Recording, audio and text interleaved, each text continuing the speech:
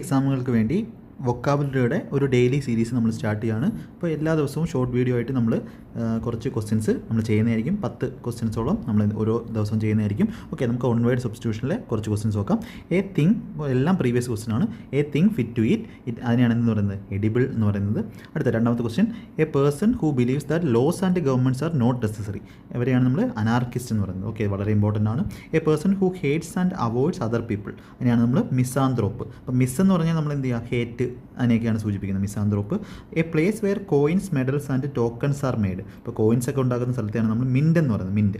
A person who abandons religion, ഇപ്പോൾ എല്ലാ ജാതി മതങ്ങൾ അങ്ങനത്തുള്ള റിലീജിയനെയൊക്കെ അബാൻഡൻ ചെയ്യുന്ന ആളെയാണ് നമ്മൾ അപ്പോസ്റ്റേറ്റ് എന്ന് പറയുന്നത്. അടുത്തത്, a person who does not believe that god or gods exist, നമ്മൾ നിരീശ്വരവാദി എന്നൊക്കെ പറയത്തില്ലേ, atheist. A book or set of books giving information of all area, അതിനാണ് നമ്മൾ എൻസൈക്ലോപീഡിയ. ഓക്കെ, അപ്പോൾ ഇന്നത്തെ വേർഡ്സ്